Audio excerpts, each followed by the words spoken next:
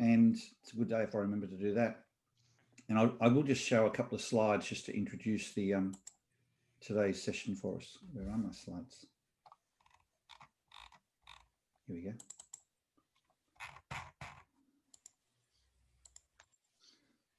Can you see my screen? Yeah. Okay. So just you know, at the risk of indulging the people who've been on these webinars for 29 or 28 previous weeks, just to set the stage for those who might be new, these webinars are something we do every week. They're free and they're all aimed at helping people stay more in stride with their true selves, particularly going through a tough time as we have experienced this year with COVID. Obviously, some tougher than others. And we try and pick different topics to make it interesting each time for those of you who particularly come regularly. Today's discussion is all about how do you make your best, biggest decisions? You know, when you've got that sort of conundrum of, it's like a really big decision and how do I make it? It's like, there is a way to do that where you can do it true to your ID and very much in stride. And we're going to talk about what that is for each of the 4 different drives and the 8 directions of those drives. In terms of the format of these webinars, this is where we're at today, October 21, 22. So this is what we call a public webinar. And this is one where, you know, I suppose the way I would define the difference between the public webinar we're having this week and the masterclass sessions that we have every other week is like this.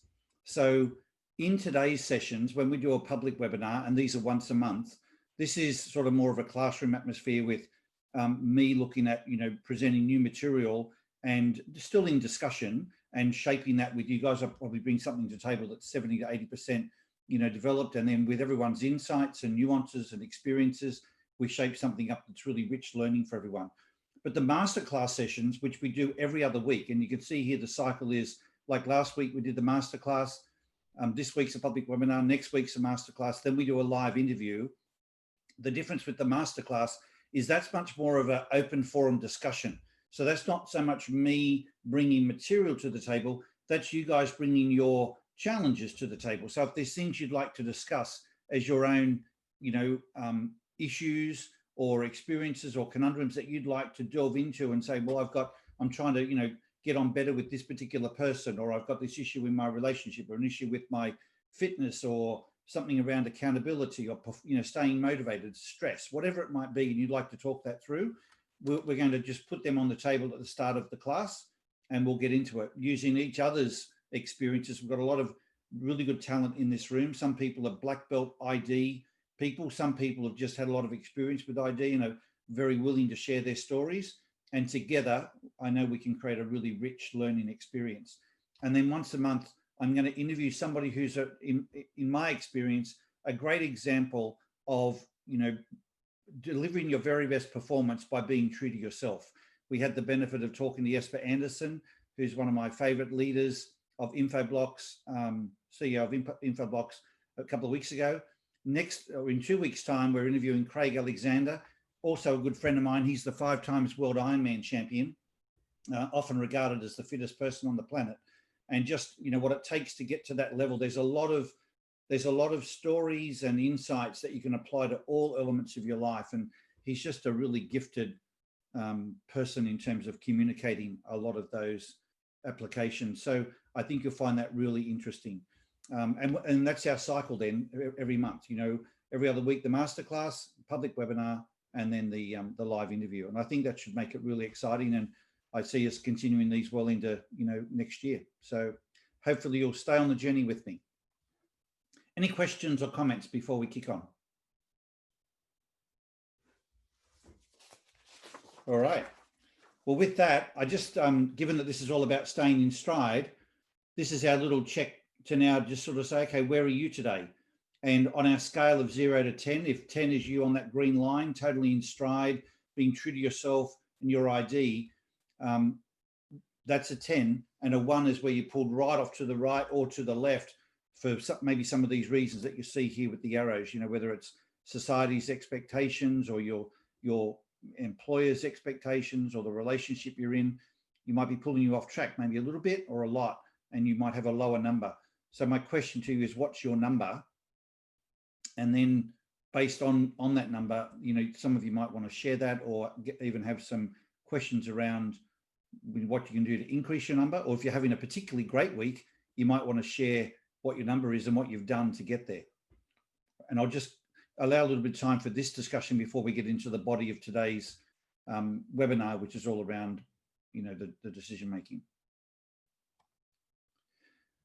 So take stock of your own number. Our suggestion is that you want to aim to be at least an 8 out of 10 all the time. And some people have said to me, even in the last week, yes, but when you're going through a redundancy, or when you're going through a marriage challenge, or when you're going through something like COVID, aren't there forces that it's sort of okay to be maybe a 6 out of 10? And I'm like, well, with good self-awareness, you can actually even navigate some of those turbulent waters and still do it in a way where you show up at your best.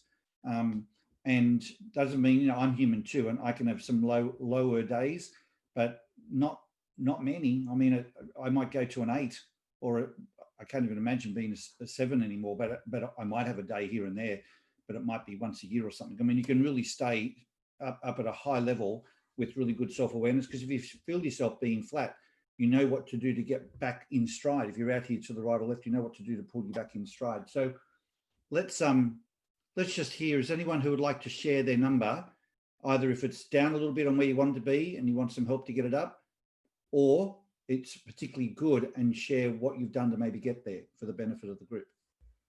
With that, I'll stop sharing so I can just see everybody.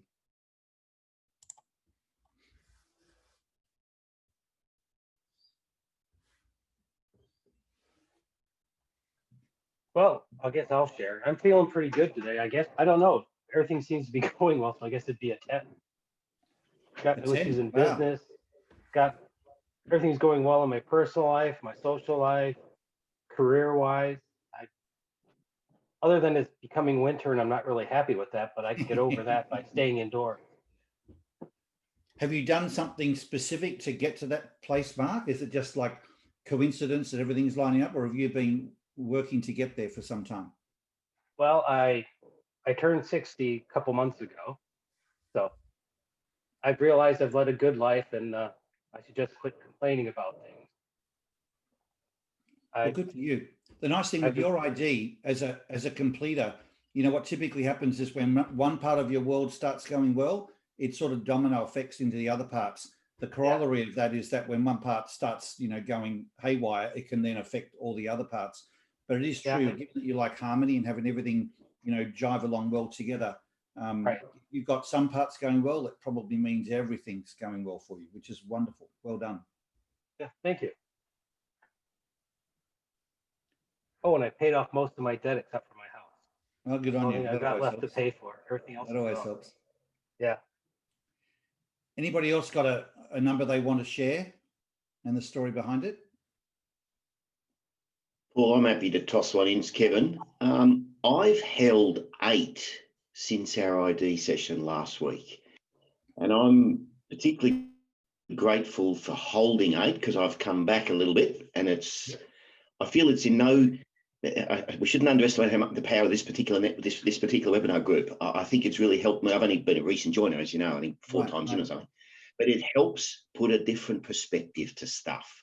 I suspect that's the 8 speaking there, but I just thought I'd share that with everybody. I've been able to hold 8, and that's been really, and I'm grateful for it. That's wonderful, Kevin. Thank you for sharing that. So, as anyone will tell you, it's all very well to have a one-hit wonder, but it's really good when you can hold something and be consistent with it. So if you've been able to stay at that level for a longer period, and I remember you saying last time that you've really come up to that, but it's not only good for you. When you get to an 8, you start to cast a much more positive shadow. And I wouldn't be surprised if the people around you start noticing that and commenting, that you're either nicer to be around or more fun to be around, or you seem happier, or it starts to exude out of you when you get to those 8s, 9s, and 10s. So great job, because it's not only good for you, it's good for the people around you. And you're right, it is perspective, because verifiers live with perspective. Hey Pam, I can see you dying to say something. Well, I'm like really excited to share. I'm really excited to share because I know a few weeks back I met with you, and I was not feeling on top of my game or in my stride. And I think it, like what you said, it really made me look at each kind of bucket and figure out like what, exactly what it was that was why I was off, because I just felt off and I honestly didn't really know why. And so like I made very instinctive or like actions that I took to try to change that. And one of the things that I realized too is that, I'm a big people person. And so last week I got to go in the office and do a socially distanced lunch with my team, which just was like amazing, and see Wow. in person, which just really helped my spirits. And then I felt like I hadn't been really learning and developing, and I was like, so I really made a big effort to start doing some other things that for my development and reaching out. And I joined another Silicon Valley leadership group for EAs. And so anyway, it's really like tremendously helped me. So I just wanted to say thank you so much, that I've gotten so much out of these sessions with you. Good. And I really appreciate it. So Good on you, Pam. Thank you for sharing that. thanks. Anyone else? I'm happy to share, Paul. Go, Al. Are you on video, Al, or not? I've just changed computers, mate, so I'm technology. That's enough, you reckon, for one morning? Oh, there you are. Yeah, here I am. Morning, all. So it's interesting. My number after a reality check that I got last year is like a permanent 10. If I wake up in the morning, it's a 10. For those of you that aren't aware, I went through a cancer situation middle of last year, and that's put enormous perspective into my whole life. All of a sudden, no matter what comes, it's just an opportunity to solve a problem, and so it's totally shaped the perspective from which I see everything in life now. So yes, there are problems, but that just is a good opportunity to solve it. And fortunately or unfortunately, I've always been particularly good at putting my emotions on the sideline and engage in a problem and an issue. My wife calls me her emotional cripple. And so that's helped. That's helped in not only navigating through the journey that I've been on, but in particular, being able to, grab a problem by the ears and just address the problem rather than having to confront the gremlins of emotion and all the rest of it. So for whatever it might be worth for anyone else, usually we sweat far too much small stuff. Isn't it interesting, Al, the power of perspective? Kevin was saying that before as a verifier, and however a verifier can get a dose of perspective to just get more in check, it really does help you stay in stride much more consistently. Thanks for sharing, mate. It's been good to share the journey with you. And for those who don't know, Al's one of our black belt ID consultants as well, so feel free to lean on him. Al's there, and you see Greg on the screen. Greg's there as well. Tracy. Hi, Trace. And so, some really very talented ID people on this call. Lindy, you made an interesting comment in the chat about Pam. So I was just saying, when you get to an 8, you cast an energy that is inspiring and influential to others. And I just saw your comment in the chat, Linda, about you've noticed that with Pam when you had the team session together, because Pam and Linda work together. And you've noticed either the difference or the energy that Pam's exuding. You found that really inspiring. So thank you for sharing that, because that really points to what we're talking about. I'm not sure if you're worried about me infecting you wearing a mask, but... Oh, I'm sorry. I'm in the office, so I have to have it on. Oh, you are, of course. Are you returning to office now? Wow. Okay. No, we're packing up. We're actually moving to a new space sometime after the first of the year. So just expand a little bit on what you've noticed and what differences that make for you and or the team. Well, I can only speak for myself, but I mean, I have a lot of pent up like energy and ideas. And if Pam is more receptive to that, I'm much more willing to share that. I think that our meetings have a much more constructive outcome now. And I do notice it in the rest of the team.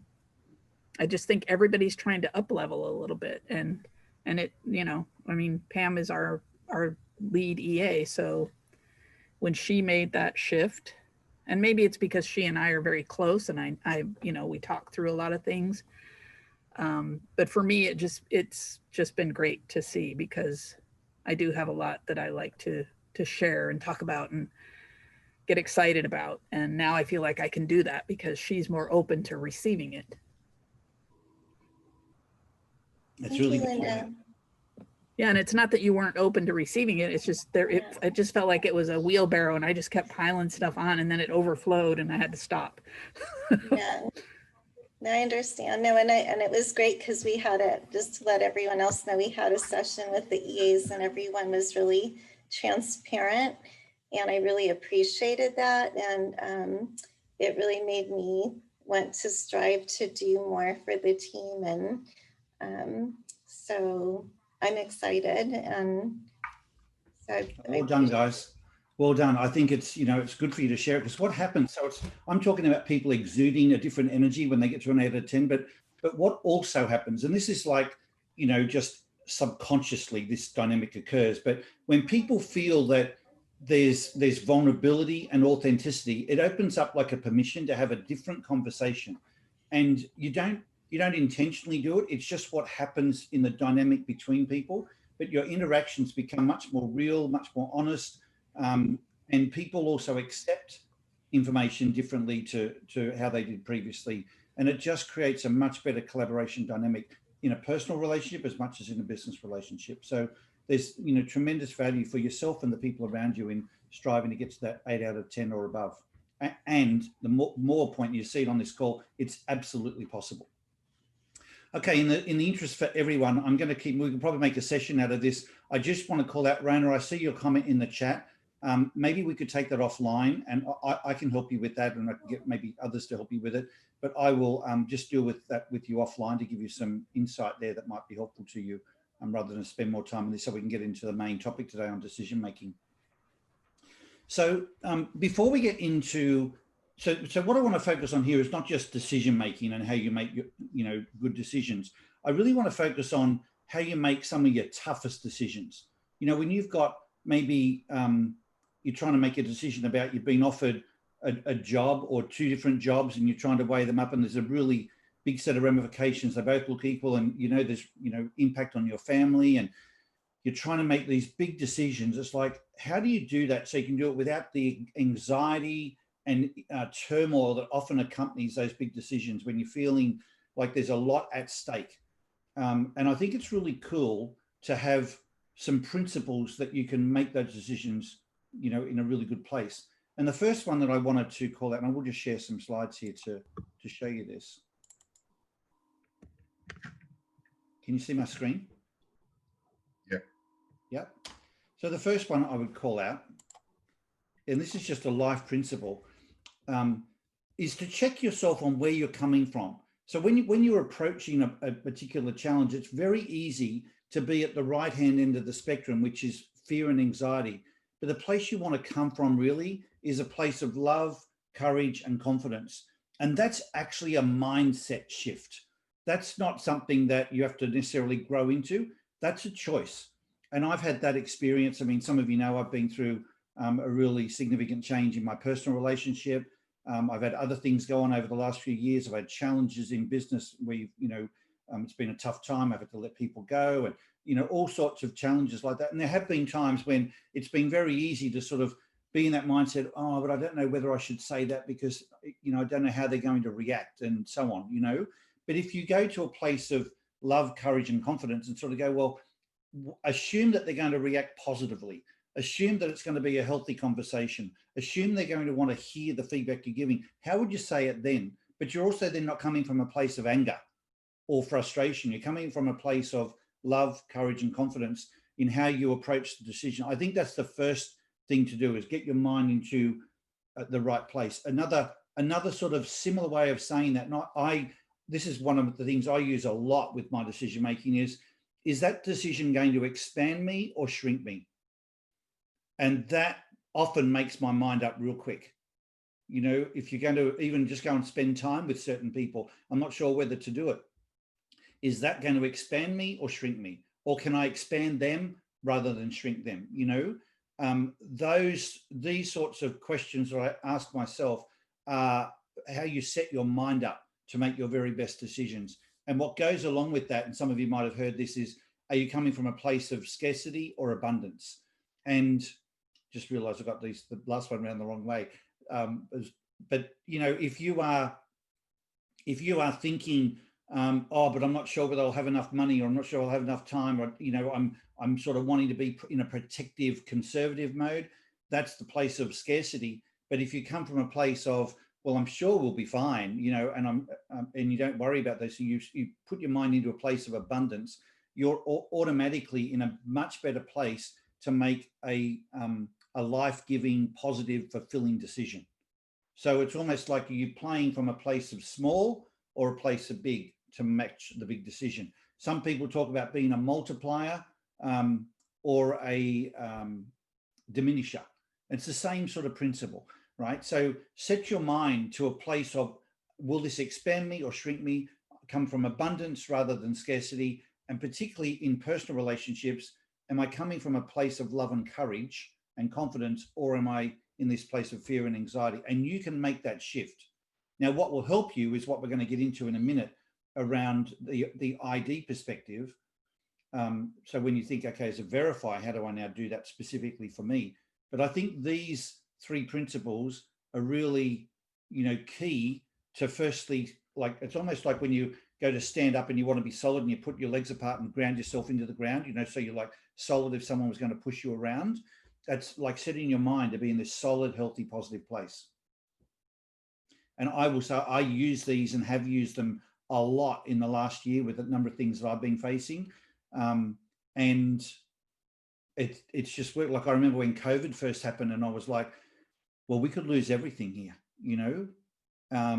So what do I do? And I'm like, well, am I going to like be protective and not spend money and not do this and not do that because it's a place of scarcity? And these webinars themselves came out of a place of, well, we could shrink and just focus on the clients who are paying money, and, you know, or we can come from a place of expansion and abundance. And I'm like, what would I do if I was coming from a place of expansion and abundance and we had plenty? Whether we do it, well, you'd contribute, you put more on, you know, and that's where that comes from. When you think about fear, one of the things with fear, people, oh, this is really cool. I forgot to mention this to you. Someone, you know, when people say, you always get, you know, you don't get what you want, you get what you need. Have you heard people say things like that? I had someone last year say to me a different expression, and this was a game changer to me. So I want to share it with you guys. It wasn't that you get what you need, it's that you get what you vibrate.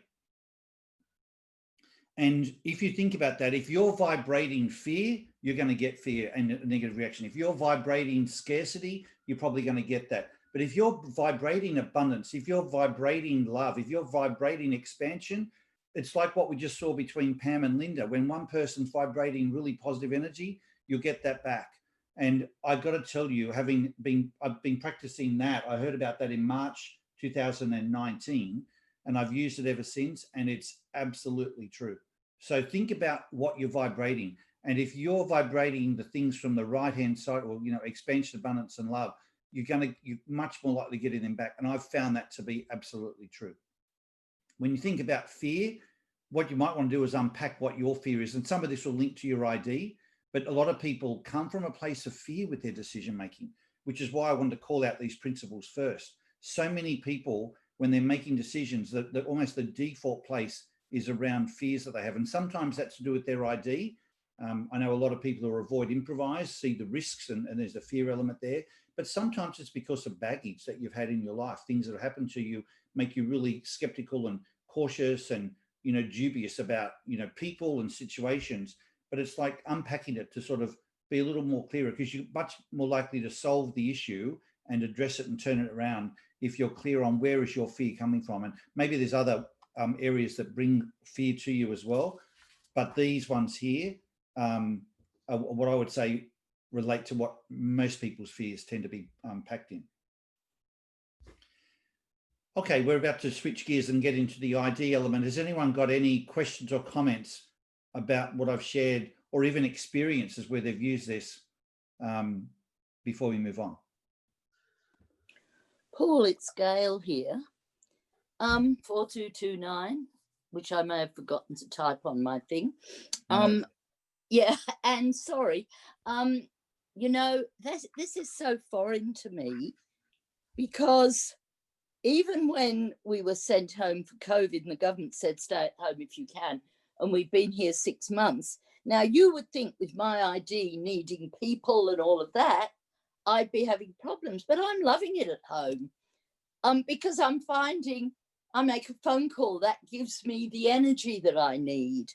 And I'm see this in Jeff very much so, but for me, it's so foreign. And I'm just saying it because I think that people need to know that for some of us with this 9 in improvise and the low complete, we really, and also I guess the other 2 drives too, but more those 2, you just, that stuff doesn't even enter into it, because there is no fear. Well, it is what it is. Let's move on and enjoy it.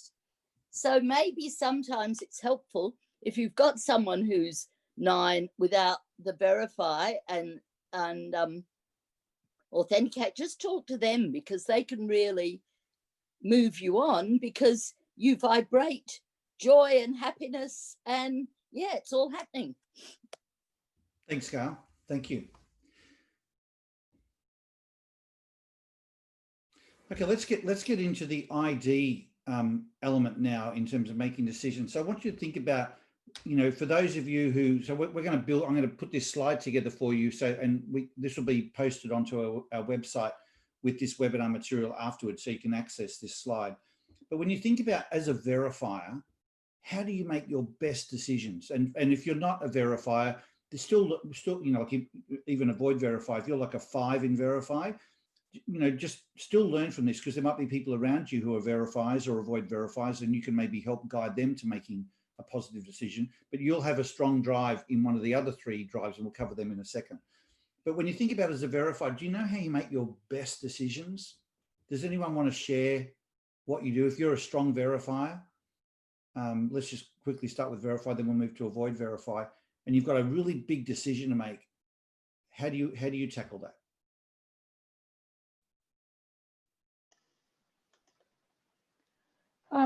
I can give that a go. So I'm a fairly strong verifier because my other IDs aren't very strong. So the way I go about it is looking at a fairly holistic model. Obviously, I have to always check on things. So I make a list of advantages and disadvantages. That's generally how I start off with. But then I also, because I'm a change manager, I also know that I need to go through the heart and the gut. So I look at how I feel about each of the choices, how I instinctively react to them. So that the gut is kind of like your instinctive reaction to things, you know, the butterflies indicate potential risks and things like that. So I would look at that. And then I rank it. So I come back to the verification of things and I rank my options. Okay. And excellent. My husband thinks I have, in the 30 years we've been together, always made really good decisions. So I'm obviously doing something right with it. Well, you're doing it your way. That's true. Weighing the pros and cons is one of the components I think the verifiers tend to use to make their best decisions. Thanks, Claudia. And what about someone who's an avoid verify person and you've got a really big decision to make? How do you go about doing that?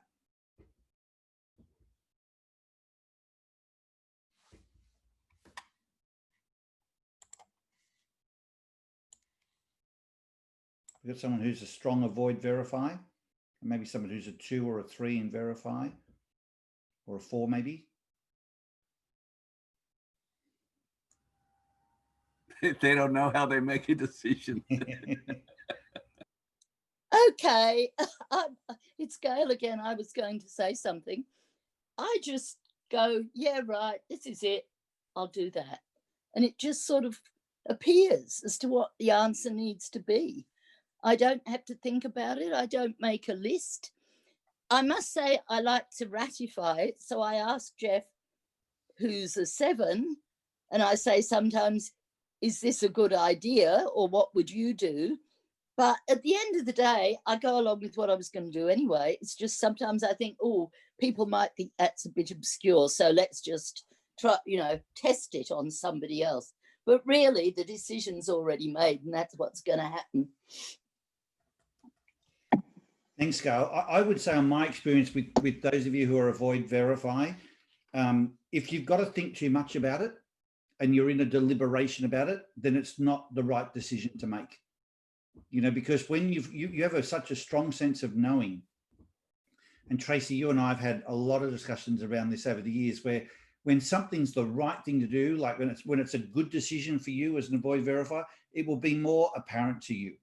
When you've got to deliberate and think it through too much, then it sort of means it's not the right decision to make right now. And sometimes, therefore, it's just we'll do nothing. That's the decision is to do just to, status quo.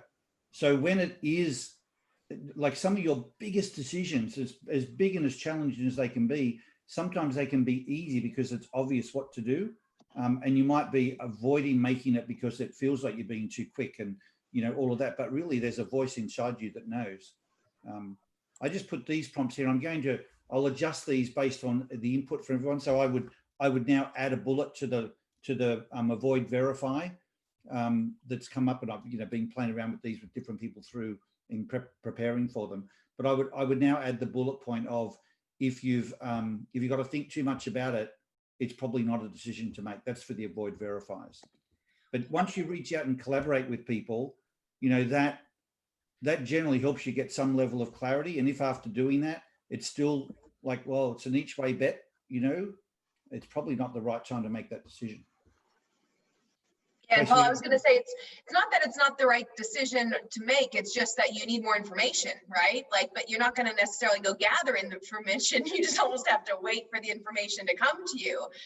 And so I'd really echo what Gail said, where it's almost like you have a gut on it and then you go and talk to a bunch of people. So I don't even know if I'm collaborating. I'm actually just like surveying, like, Greg, what do you think?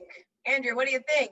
I'm just trying to gather some information, but it's not even to get information. It's to get a gut reaction to what they say. So if Greg says, well, I really think you should do this, then my gut goes, oh, no, I don't agree with that. I'm really just trying to get a feel of something.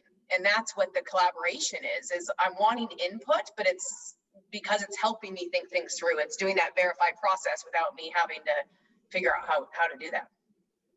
That's really good, Trace. There's also a piece, I don't know if this is just because I'm more kinesthetic, and Greg, I'd be interested with your NLP background too. There's something about with the empathy, how I feel into it. I almost just, and I think it's my avoid, verify, authenticate, but I'm almost just I almost imagine myself as if, and I feel how that feels to me. And it that helps me make decisions. It's almost, I don't know if it's just kinesthetic or if it's that avoid verify, but it feels very the empathy, the visceral piece of it. Yeah, the kinesthetic fits in, but I'm just looking at your 2 and your 8 as well, where energy is a big thing, being in the moment's a big thing, and I don't see how you could make any other decision than by being in that decision. So it's real, the energy's live, and then anyone else there, we become your yes, no, is it this or that? Is it this or that? So trying to make a decision on your own would be deadly for you, unless you can imagine you're in it really well. That's a great explanation for it, Trace. Not bad, not bad. That was really good clarity, Trace. Thank you. This is really, I've got to say, there's a lot of avoid verifiers that I've found over the years that struggle with this because it's not natural for them to do what the verifiers do, which is to what Claudia was saying, weigh the pros and cons, put the list together, assess each of the priorities. That's that they can do that as a mechanical exercise, but it doesn't actually bring any clarity to them because it's not resonating with their sense of gut that they need it to, to align to. Okay, let's move on, hey, and help you with the Authenticate drive. And then if anyone's got any questions, comments, or examples of where they've done that, please be, we're happy for you to share those too. Okay, what about the authenticators? How do, when you guys who have got the strong Authenticate drives have got big decisions to make, how do you do it to do it at your best? What do you do, Greg? You're an 8 in Authenticate. Just the idea of how do I do it to be at my best, it doesn't, that's not how it goes through. The decision is the thing. My best or not my best doesn't enter into it. It's more like, what's the thing that'll work here? And what's the thing that'll give me the most freedom? Because I've got 2 drives, I've got to be pleased, the 8 and the 2 mainly. So I'm sitting here going, yeah, that's a great question. How do I make decisions? Because I do. And I think what I do is I play it out and I see, where would this run? How's this going to work? What's going to, and then there's a feel that goes on there. It's either true or not true.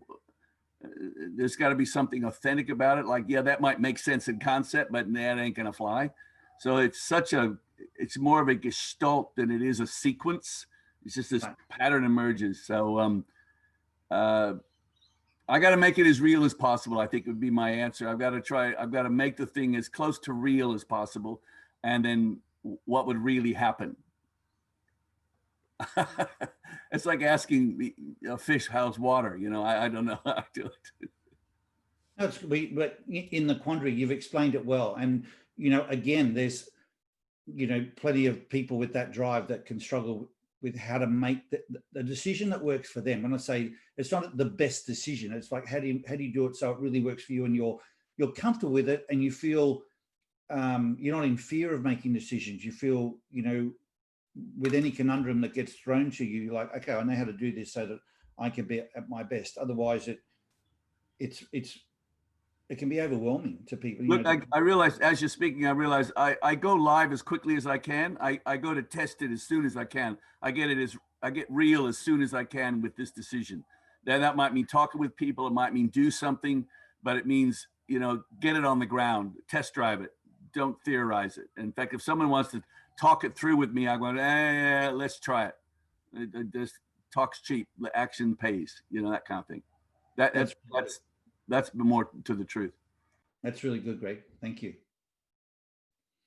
I'll add a lot of what you put into the notes that we'll put on the screen here, because that's really I'd love to hear from the other green ups how that rang.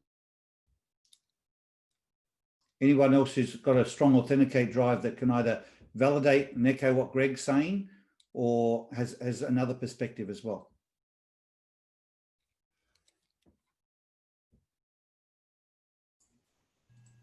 Hi, can you guys hear me? Echo that.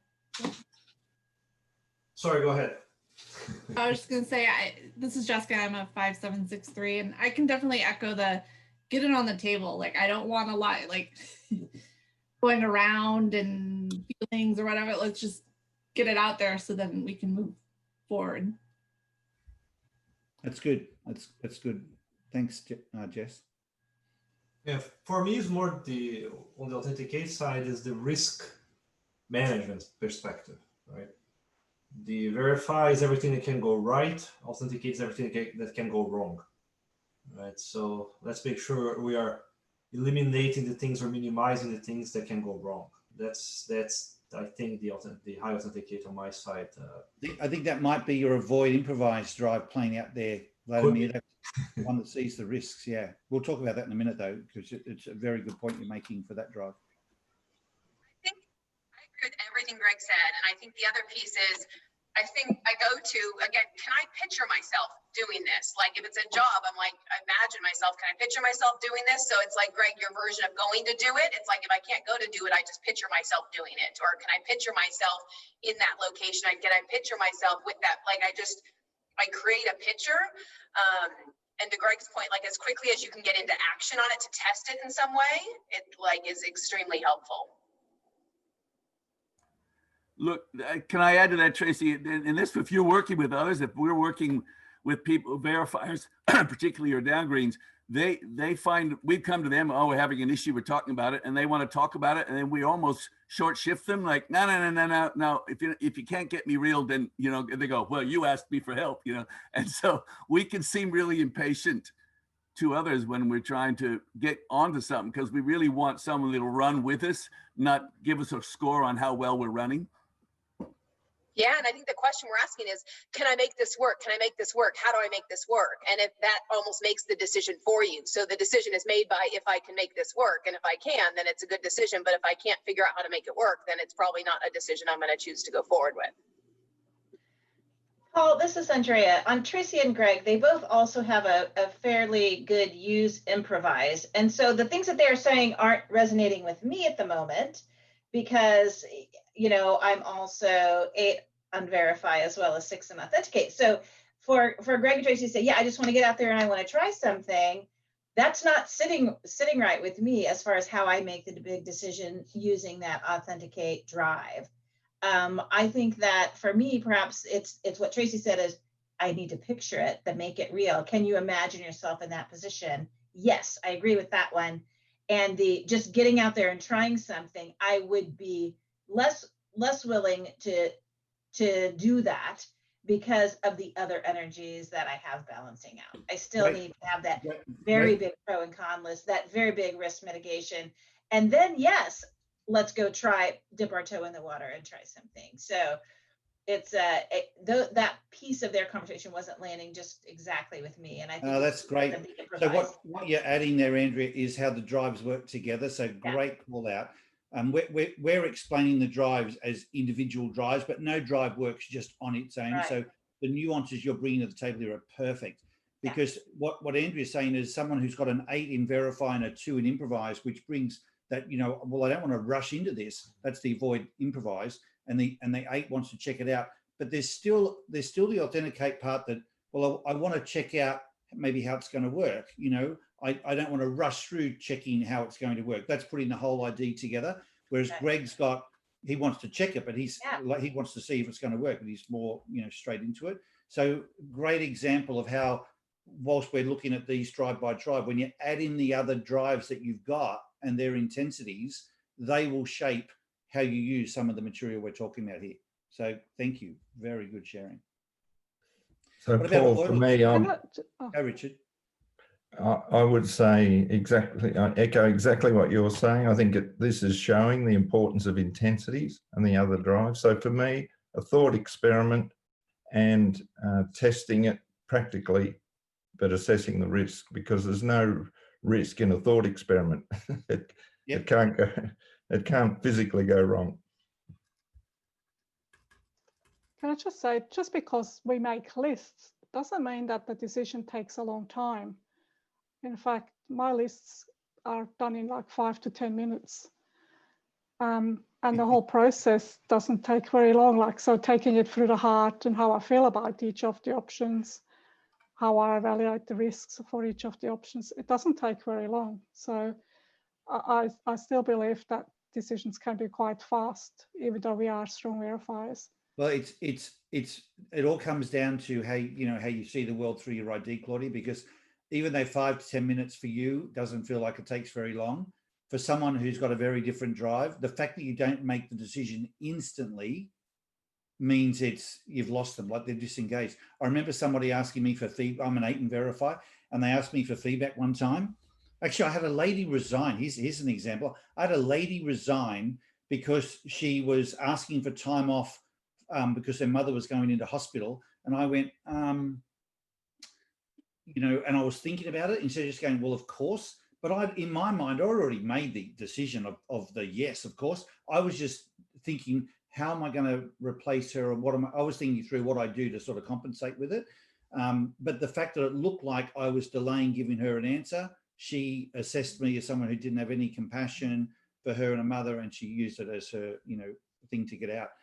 So I'm talking seconds. You know, I've had people, I've gone to give them feedback, you know, when someone says, what do you think of that presentation? And I'm thinking, well, I want to give them something really insightful here. So let me just think about that for a second. And I had a lady one time say to me, you've already given me the feedback. Just the delay is just giving me the feedback. So I'm done. you know, and I'm like, oh my God.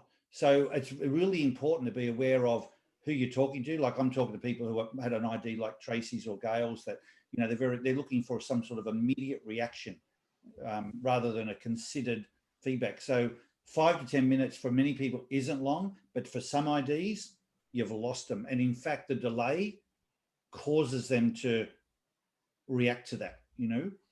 Okay. I think we maybe have a misunderstanding on what a big decision is. To me, that would not have been a big decision, I guess, as well. So, but it is. I don't make lists for everyday decisions, or maybe I'm making them mentally rather than writing them down. Yeah, but and that really process happens even faster than the writing down. But for really big decisions, like for me, I guess big decisions are kind of a change of direction in life, or, you know, I do kind of take a little bit more time. I agree with you. So I totally accept what you are saying in regards to this lady and the reactions, because I have had similar experiences very early on in my career. Yeah. Sorry, it's Gail here. Paul, I was just going to support what you said. 8 weeks ago, we had a real estate agent come round to our house because we were thinking of moving. And he said, if I were you, I'd get out of here in 3 weeks because the market's high and you need to go now. And I said, fine, we're doing it. Jeff was still listening to what he said, and we did move out in that time frame. And it proved to be probably one of the best decisions that we've ever made. But if I hadn't made that instantly, I would have not been able, it wouldn't have worked for me. I have to do it right there, right then, end of story. Wow. And it is so different. So when Jeff's ruminating on a decision, I actually leave the room to allow him to make the decision, because I can't be there while he's going through all the things in his head that he needs to do. Right. And so it is very, very, very different. And Paul, you're so right. If you don't make it there and then you don't make it, you move on, do something else, because there's always something more exciting about to happen. Can I ask, from a professional perspective, I'm very curious to know how the improvisers, so I think it's the high improvisers, how they find they can bring people along with their decision. Because that is one of the challenges that we face as change managers, is to make sure that the decisions that are made, people can still come along. And that's why we use stakeholder engagement to get broad acceptance for a decision, which obviously it's a process that takes longer.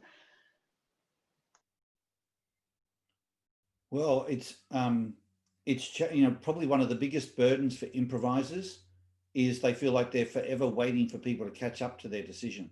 You know. Yep. They've made it in a heartbeat, because see, the difference is, and I'll just jump to this to address your question, Claudia, and we can unpack a little more later. But decisions to an improviser are not a big deal, because you just keep making more of them. You know, if they're more like stepping stones than decisions. No decision is permanent, but to an avoid improvised person, a decision is huge. Is because it's always got risk, because you take the decision so seriously. So take, for example, if you go and buy a car, you know, that's a big decision. But to an improviser, it's not a big decision, like it's exciting, but if they don't like it, they'll just change it again. Whereas those people who are avoid improvisers would think, well, I can't just sell it like a week after I bought it. And if you actually think about it, like, why not? Why not? I mean, there's no one that says it's against the law to sell it the day you bought it, you know? But it's just a way that society has, you know, put these conditions or expectations and protocols in place that sort of go, well, when you make a big decision like buying a house, you don't buy a house and move out of it 3 months later. But there are many improvisers who wish they would have, now they know that about themselves, but they felt they just get a barrage of criticism, so they didn't do it. But in their mind, they did. And so they can still make the decision to move out. They've moved out emotionally, and they hate every day after that they've stayed, you know? So even on the biggest decisions, they're just stepping stone. And if you don't like it, an improviser will change it. And that's why they'll move quickly to make it. And then they feel like they're forever waiting for other people to catch up to them, or give some reaction, because if they don't like it, they'll just change it again.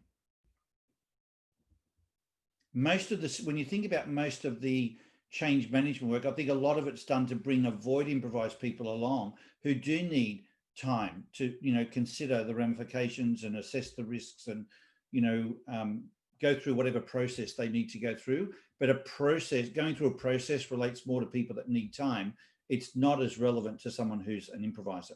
What you've got to be careful of with improvisers is they make a decision instantly, but it may not be the one you want to hear. They might instantly decide to get out rather than stay in. Okay, we're going to run out of time here, guys, but I will cover the avoid authenticate drive for you. So you can see I had a couple of comments up here on authenticate. I'm going to add to that based on the feedback we got from Greg and, Richard, Tracy, others there on the authenticate drive. So there's a few other things there around, how do you really test it and making sure it will work.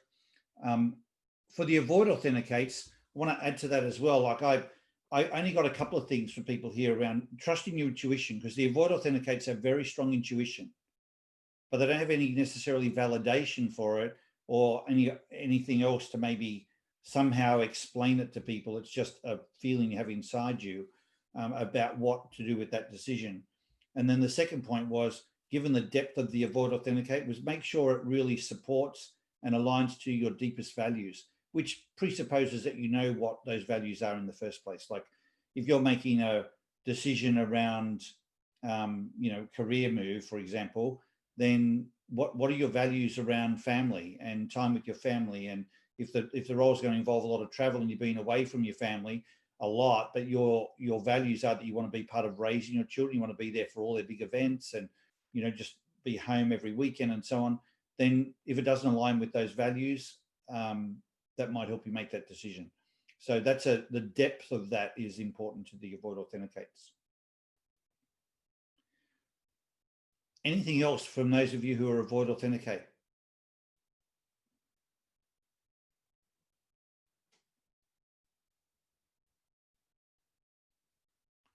One of the things I will call out is this isn't how you make your best decision, but it's one of the things that I found people comment on a lot is we, as avoid authenticates, we worry what other people are going to think, how it's going to be perceived. Perception is a big driver for avoid authenticates. But that's like, if I go back to the earliest comments I was making about, are you coming from a place of shrinking or expanding? Worrying about what people think is a negative, shrinking sort of dimension. Like assume they're going to love it, assume it's going to land well, assume it's positive. But also I would say to you, worry about what you think about it. Other people aren't going to be thinking about you and your decision anywhere near as much as you think they will. And there's an enormous amount of energy that avoid authenticates waste. Worrying about what everyone else is thinking, worry about whether other people are going to like them. People aren't giving two hoots about you. They're thinking about themselves. So don't spend any energy worrying about that. Worry about what you think about you. That was, for someone who's a 1 in authenticate, I got that perspective maybe 15, 20 years ago. That was liberating for me because so many things I did were based on what I thought other people would think, how would they, whether they would like me, whether they would, have some reaction, how would I be perceived? And I decided to make it more about what would I think about myself, be proud of myself. And that's it, that's not easy. I mean, there's times when that still makes it, you got not making the decision is easy. It still might be a tough decision to implement, but I'd much rather line up with my own congruency. Okay, anything else? Greg, you're on mute. I can see the lips moving, but you're on mute. Trying to keep quiet. On that, what you just said, how do you turn that off? I mean, it's an instinct, and you're saying, "Oh, I shouldn't think of what other people think of me," but it's plugged in. So, what's the strategy you can give a down authenticate to reframe that or to put another focus? Well, the instinct is perception.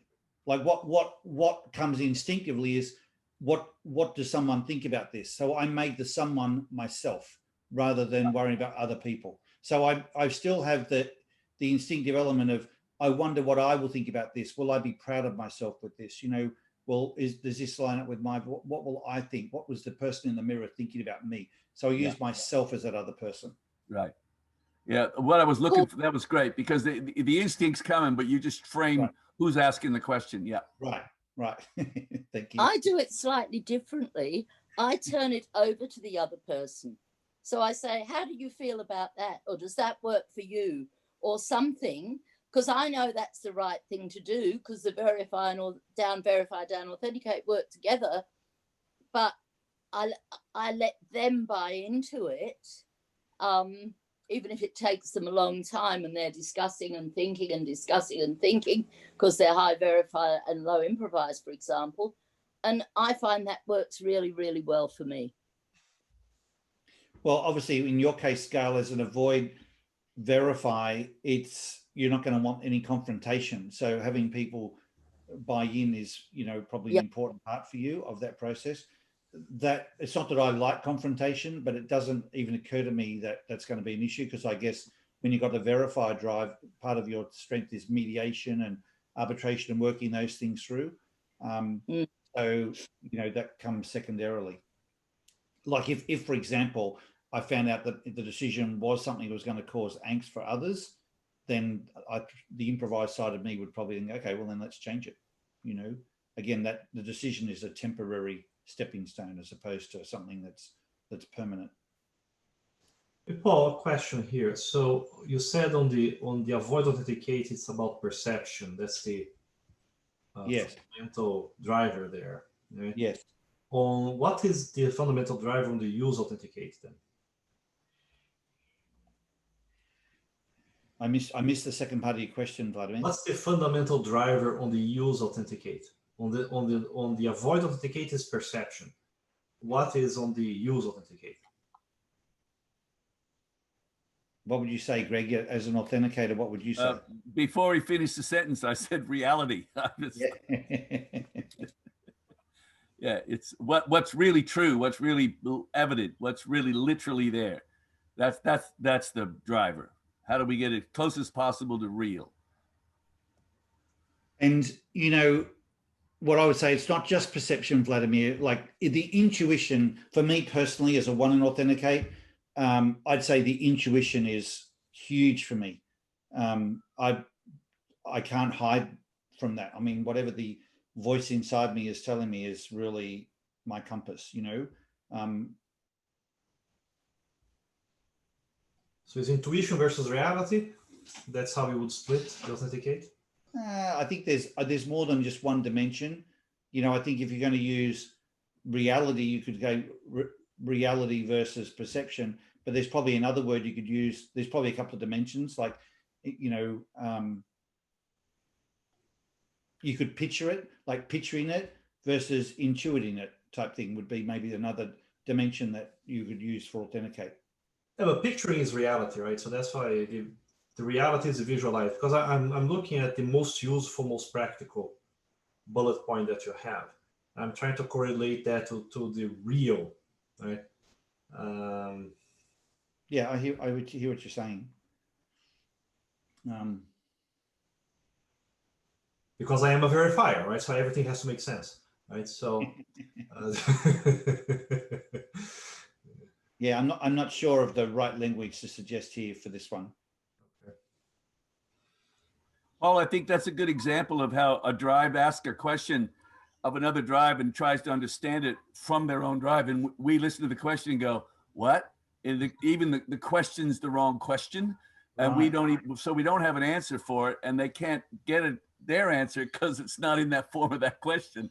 And that's why the dialogue has to start opening up. We have to go, what do you mean by, and give me an example of, and that's where ID, I think, pays for a team, because in workplaces they're making all these decisions and they don't know how the other one just made that decision. It doesn't fit in their framework. And the point of this is you don't have the answer yet till you talk to that person and understand where the question came from, so to speak. Right. That's good. Thanks, Greg.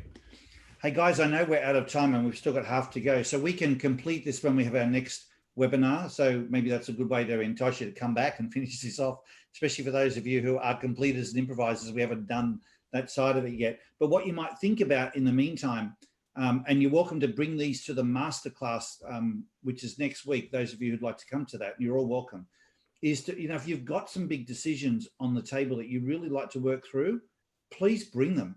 And we can use some of this type of, insight to help you maybe get some perspective or some guidance to go, okay, how can you do that? So it's not only decisions more comfortable to make, but you have a sense of confidence that it's really going to work for you. So with that, I'll wrap up today. Thanks so much for making time to be on the call. It's great to see your faces. I appreciate you making the time. I know these are helping a lot of you just to get that, charge every week and get the alignment to staying true to yourself. So thank you for both being on the call and for contributing, because it's really helping everybody else and, vibrating the right energy. So thanks, everyone. Have a wonderful day and week, and hopefully we'll see you next week. Thanks, Paul. Terrific. Thank you. Thank you. Cheers. Thanks, Paul. Wow.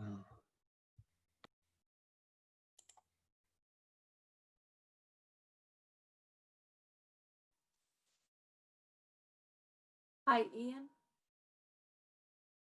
This is Laura Svitanich, and I was wondering if you could send the invite for next week. I didn't sign up for some reason, but I'm free. Could you resend it to me?